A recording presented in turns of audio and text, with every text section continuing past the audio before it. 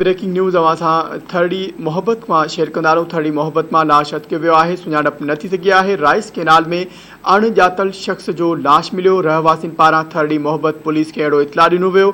Police पहुची rice canal में लुढ़ी वींदड़ लाश कढराए पंहिंजी तहवील में आंदो, जॾहिं त लाश जी सुञाणप न थी सघी। पुलिस मूजिब त हथ आयल लाश मां लॻे पियो त खेस घुटा ॾेई मुबैना क़तल कयो वियो आहे।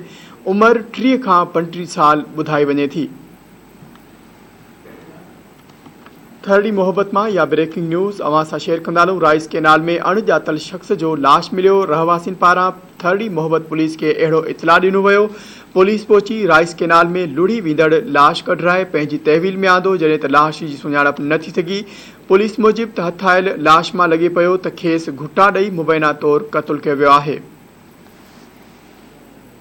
इन हवाले सां वधीक तफ़सील मालूम कंदासीं। अख़लाक चांडियो असां सां लाइन ते मौजूदु आहे। अख़लाक, आगाह कजो, छा सुञाणप थी सघी आहे लाश जी?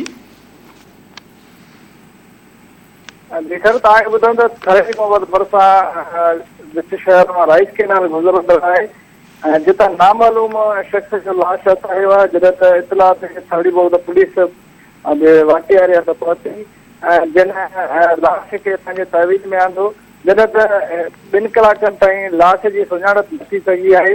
जॾहिं त थर्डी मोहब्बत पुलिस लाश खे मेरठ तालका अस्पताल खणाई वई आहे। जी, वॾी महिरबानी आगाह करण लाइ।